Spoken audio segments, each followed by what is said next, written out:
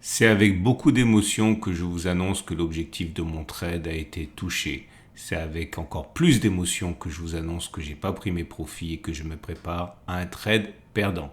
Je vous explique ça dans la vidéo.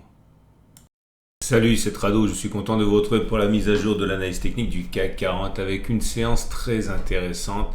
Je vous dis tout de suite, il n'y aura pas de backtest aujourd'hui parce qu'il y a trop de choses intéressantes à dire. Les backtests, vous en avez quasiment toutes les vidéos, donc on va surtout s'appesantir sur des éléments pédagogiques. Comme vous pouvez le voir, il y a une baisse importante.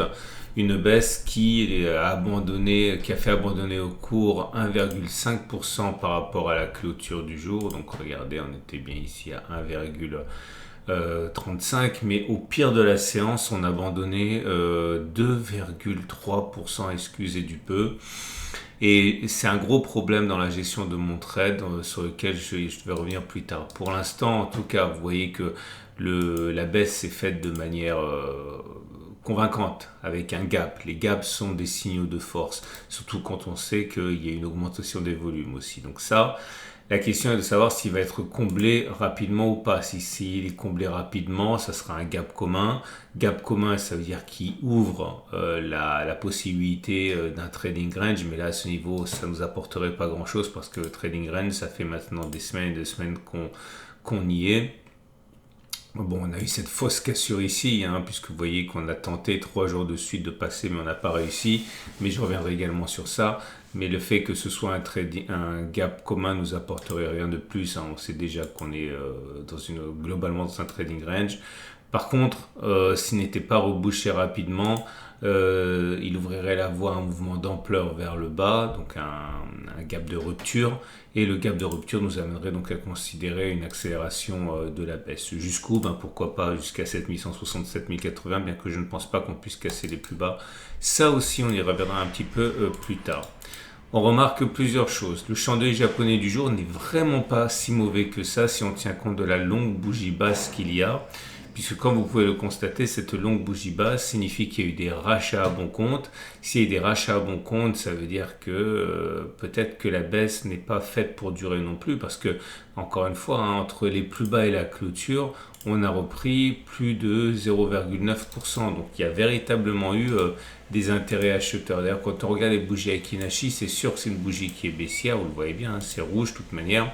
Mais là aussi, une longue mèche basse qui limite un petit peu le caractère baissier. À noter également, mais ça on le savait, je l'ai dit, le Three Line Break quant à lui est toujours haussier et rien ne permet de dire pour l'instant qu'on aura un bloc rouge. On sait qu'il n'est jamais arrivé depuis l'origine du CAC 40 une séquence rouge, vert, rouge, vert, rouge. Ça a toujours été rouge, vert, vert depuis l'origine du CAC 40. Même si on n'a pas énormément de signes d'occurrence, c'est quand même plus plausible que l'inverse. On va passer aux éléments Fibonacci qui sont très importants. Alors, ce qui m'embête au niveau des Fibonacci, et là je vous invite à regarder la vidéo d'hier pour plus de détails, c'est que j'envisageais tout simplement que l'on continue de monter éventuellement et que l'on retrace sur des niveaux des Fibonacci et que l'on reparte vers le haut. J'invite encore une fois à regarder la vidéo d'hier. Et j'avais expliqué qu'on pouvait envisager d'aller chercher les 50% par exemple, très classique, avant de remonter. Or, si vous utilisez les retracements de Fibonacci entre les plus bas et les plus hauts, vous voyez que voilà, on est allé chercher les 50% de Fibonacci et on a rebondi comme une balle. Clairement, je suis très embêté parce que ça s'est passé trop vite. Mon objectif, c'était justement de sortir ici, ou là, qu'importe, et parier sur un retour de la hausse. Malheureusement, dans la vidéo d'hier, je ne m'attendais pas à ce qu'on le fasse aussi vite, donc je n'ai pas dit que je sortirais, et fidèle à ma méthode, et qui est de vous dire toujours la veille ce que je vais faire le lendemain, parce que sinon c'est trop facile et ça n'apporte rien, c'est pas très honnête non plus. Je ne vais pas vous dire voilà je suis sorti aujourd'hui, alors que voilà ça n'a aucune valeur pédagogique. Du coup je suis pas sorti. Et je ne suis pas sorti, mais je me retrouve coincé avec une position short qui pourrait s'avérer perdante alors qu'elle a été très gagnante et qu'elle redeviendra perdante si on repasse au-dessus de 7346. Mais bon, c'est l'exercice qui veut ça. Ce que je voyais, c'était vraiment ça. Ok, un retracement de 50% et repartir vers le haut. C'était ça que j'avais en tête. Malheureusement, comme vous pouvez le voir, j'ai pas pu renforcer ma deuxième position et j'ai pas pu sortir non plus. Donc je me retrouve coincé avec cette position dont je ne sais trop quoi faire. On y reviendra plus tard. C'est pas l'objectif de cette séquence. L'objectif de cette séquence, c'est de vous dire que l'objectif baissier a probablement pour certains été déjà rallié. D'ailleurs, le fait qu'on rebondisse aussi violemment sur les 50% au point près montre bien que certains ont été rassasiés par ce résultat. Ça, c'est le point le plus important que je vais vous donner. Deuxième point très important, quid de l'oblique? Alors, ça a été une fausse sortie, ok, soyons clairs, on avait une oblique, une belle oblique, elle a été cassée, tout le monde était content, moi aussi, et puis là, pouf, on redescend en dessous. Et à partir, j'ai oublié mon gap là, voilà. Et que fait-on maintenant qu'on est repassé en dessous du gap? Alors, ce que je fais à titre personnel, mais ça vous le retrouverez pas partout, hein, ça n'a aucune légitimité, c'est une façon de faire qui m'est personnelle. Mais quand c'est comme ça, c'est que tout simplement le marché n'en a cure. Et donc j'ai tendance à remonter mon oblique, ok, pour tenir compte des extrêmes, des nouveaux extrêmes. Ok, et c'est à partir de là qu'on peut envisager un nouveau signal haussier si on casse ça. Mais bon, c'est une façon de faire qui est personnelle. Encore une fois, vous ne le retrouverez pas dans les bouquins. Donc, prenez ça avec des pincettes. Quatrième chose, les éléments techniques. Alors, la moyenne mobile à cette période, elle était haussière puisqu'on était au-dessus de la M7 qui montait. Maintenant, on est neutre puisqu'on est en dessous de la M7 qui monte. La moyenne mobile à 20 périodes est neutre également. On a été... ah bah non, regardez, ça se joue sur l'épaisseur du trait. Mais on est à son contact, ok, donc la tendance générale, on va dire, toujours haussière si on considère qu'on est au-dessus, mais si on regarde vraiment bien, je crois qu'on est un peu en dessous. On va dire que c'est neutre, neutre en tendance immédiate, neutre en tendance générale, neutre en tendance de fond si ma mémoire est bonne, puisque la M50 est descendante, on est au-dessus. Seule la tendance de long terme est haussière. Et comme vous pouvez le voir également, une fois de plus, on obtient un faux signal sur des indicateurs techniques qui sont extrêmement lourds et du coup assez fiables, notamment les PRT bands, okay, que j'aime beaucoup et qui nous amène donc à un nouveau signal avec les PRT bands qui redeviennent baissiers. Et ce qui m'amène donc au troisième point important que je voulais élaborer, enfin envisager avec vous, c'est le statut de ces trading range, okay, parce que là, bon, il est clair que beaucoup d'apprentis traders ont perdu des plumes, okay, avec tous les faux signaux qu'il y a eu. Pourquoi il y a des faux signaux? Parce qu'on est dans un trading range. J'ai dit, je le répète pour les nouveaux, quand on est dans un trading range, vous avez quasiment tous les signaux qui perdent la tête, les moyennes mobiles qui s'aplatissent, et si vous vous amusez à prendre les signaux qu'ils soient, enfin les signaux techniques, eh bien vous risquez d'avoir très souvent des faux signaux. Est-ce que ça veut dire qu'il ne faut rien faire? Alors là, vous avez deux solutions. Je suis obligé de le répéter parce que c'est très important. Il faut vraiment que vous compreniez que les marchés passent plus de temps en trading range qu'en tendance.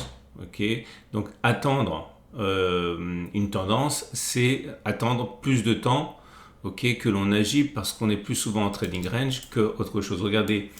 Le graphe, si je remonte comme ça, bon, il y a des périodes effectivement de hausse, mais là, forcément sur les dernières périodes, ça a été tellement violent.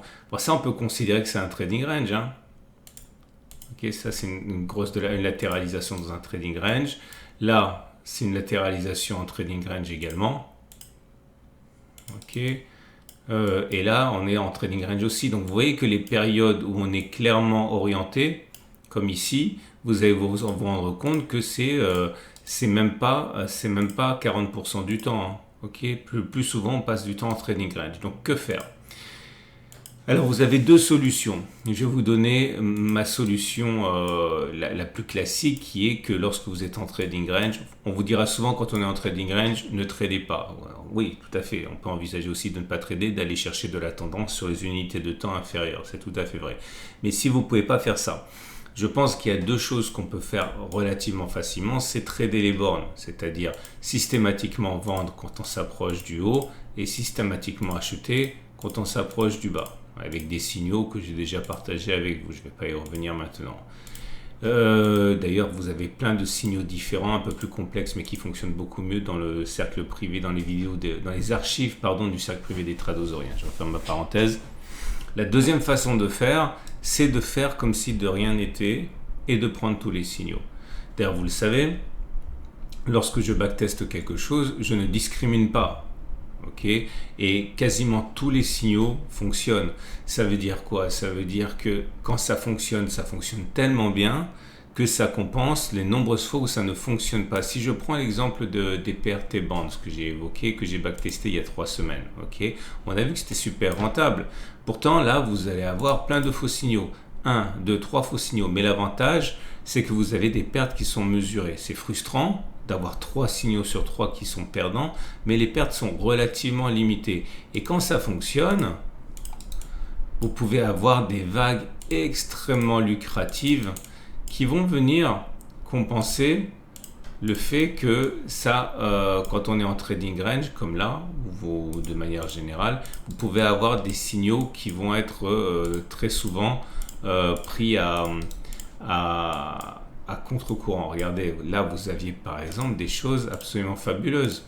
Donc, je récapitule. Comment faire quand on est en trading range comme maintenant? Solution numéro 1, vous faites rien et vous allez chercher de la tendance sur les unités de temps différentes. Solution numéro 2, vous tradez les extrêmes. Okay, les hauts de range, les bas de range. Et là, pareil, à un moment, ça va plus marcher, mais l'idée, c'est que ça marche plus souvent que ça n'échoue. Solution numéro 3, vous faites comme si de rien n'était. Vous prenez tous les signaux en sachant pertinemment que vous allez vous mordre les doigts régulièrement, mais si vous prenez tous les signaux, au bout d'un moment, ça va tendre vers l'espérance mathématique et la loi des grands nombres va faire que vous allez gagner de l'argent. Mais une fois de plus, ça implique d'avoir un money management qui est en béton. Oubliez les expositions où vous mettez 50% de votre capital sur un trade. Vous allez vous retrouver en slip. Hein. Ça, c'est juste pas possible. Donc, respectez bien le money management. Ne risquez pas plus que 2% grand maximum de votre capital par trade. Et sur le long terme, vous allez vous en sortir.